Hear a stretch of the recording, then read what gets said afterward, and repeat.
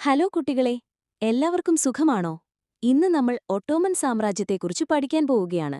നിങ്ങൾ കേട്ടിട്ടുണ്ടോ ഈ പേര്? ഇത് ലോക ചരിത്രത്തിലെ തന്നെ ഏറ്റവും വലിയ സാമ്രാജ്യങ്ങളിലൊന്നാണ്. ഏകദേശം 600 വർഷത്തിലധികം നിലനിന്ന ഒരു സാമ്രാജ്യം. നമുക്ക് എന്തുകൊണ്ട് ഈ സാമ്രാജ്യത്തെക്കുറിച്ച് പഠിക്കണം? ഇതിന്റെ വളർച്ചയും തകർച്ചയുമെല്ലാം നമുക്ക് ഒരുപാട് പാഠങ്ങൾ നൽകുന്നുണ്ട്. ഈ ക്ലാസ്സിൽ നമ്മൾ എന്തൊക്കെയാണ് പഠിക്കാൻ പോകുന്നതെന്ന് നോക്കിയാലോ? ഈ ക്ലാസ് കഴിയുമ്പോൾ നിങ്ങൾക്ക് ഈ കാര്യങ്ങളൊക്കെ മനസ്സിലാകും. ഒട്ടോമൻ സാമ്രാജ്യം എങ്ങനെയാണ് വളർന്നുവന്നത്, ബോസ്ഫറസ് കടലിടുക്കിന്റെ പ്രത്യേകതകൾ എന്തൊക്കെയാണ്, സുലൈമാൻ ചക്രവർത്തിയുടെ നിയമങ്ങൾ എന്തൊക്കെയായിരുന്നു, എന്തുകൊണ്ടാണ് ഈ സാമ്രാജ്യം തകർന്നത്, മുസ്തഫ കെമാൽ അത്താതുർക്കിന്റെ പങ്ക് എന്തായിരുന്നു. ഇനി നമുക്ക് ഈ പാഠത്തിലെ പ്രധാന ആശയങ്ങളെക്കുറിച്ച് ചർച്ച ചെയ്യാം. ഈ വാക്കുകൾ നിങ്ങൾ ഓർത്തിരിക്കണം. ഒട്ടോമൻ സാമ്രാജ്യത്തിന്റെ രാഷ്ട്രീയ ചരിത്രം 1299 മുതൽ 1924 വരെ.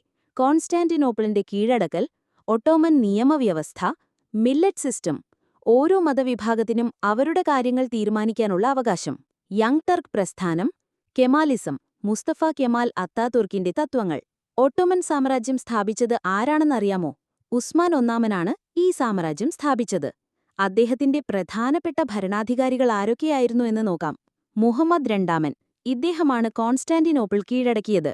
സുലൈമാൻ ദി മാഗ്നിഫിഷന്റ്, ഇദ്ദേഹത്തിന്റെ കാലത്താണ് സാമ്രാജ്യം ഏറ്റവും കൂടുതൽ വളർന്നത്. ഈ സാമ്രാജ്യം വളരാൻ സഹായിച്ച കാര്യങ്ങൾ എന്തൊക്കെയാണെന്നറിയാമോ? സൈനിക ശക്തി, അവർക്ക് ശക്തമായ ഒരു സൈന്യമുണ്ടായിരുന്നു. തന്ത്രപരമായ സ്ഥാനം, ബോസ്ഫറസ് കടലിടുക്ക് അവരുടെ കയ്യിലായിരുന്നത് കച്ചവടത്തിനു വളരെ സഹായകരമായി. നല്ല ഭരണം, നല്ല രീതിയിലുള്ള ഭരണവും നിയമങ്ങളും ഉണ്ടായിരുന്നു. ഇനി നമുക്ക് ചില പ്രധാന സംഭവങ്ങളെക്കുറിച്ച് പഠിക്കാം. കോൺസ്റ്റാന്റിനോപ്പിളിന്റെ കീഴടക്കൽ 1453. ഇതൊരു വലിയ വിജയമായിരുന്നു. ഈ നഗരം കീഴടക്കിയതോടെ ഒട്ടോമൻ സാമ്രാജ്യം ഒരുപാട് ശക്തി പ്രാപിച്ചു. സുലൈമാൻ ദി മാഗ്നിഫിഷ്യന്റിന്റെ ഭരണം, ഇദ്ദേഹത്തിന്റെ കാലത്താണ് സാമ്രാജ്യം കലയിലും സാഹിത്യത്തിലുമെല്ലാം ഒരുപാട് മുന്നോട്ടുപോയി.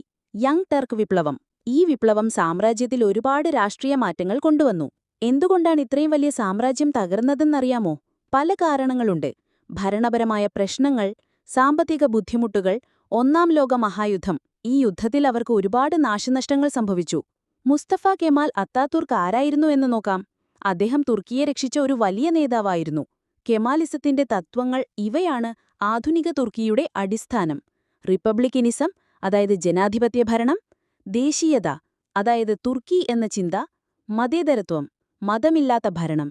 ഇത്രയും നേരം നമ്മൾ പഠിച്ച കാര്യങ്ങളെക്കുറിച്ച് കുറച്ച് ചോദ്യങ്ങൾ ചോദിക്കാം. ആർക്കൊക്കെ ഉത്തരം പറയാൻ പറ്റും? ഒട്ടോമൻ സാമ്രാജ്യത്തിന്റെ പ്രധാന നേട്ടങ്ങൾ എന്തൊക്കെയായിരുന്നു?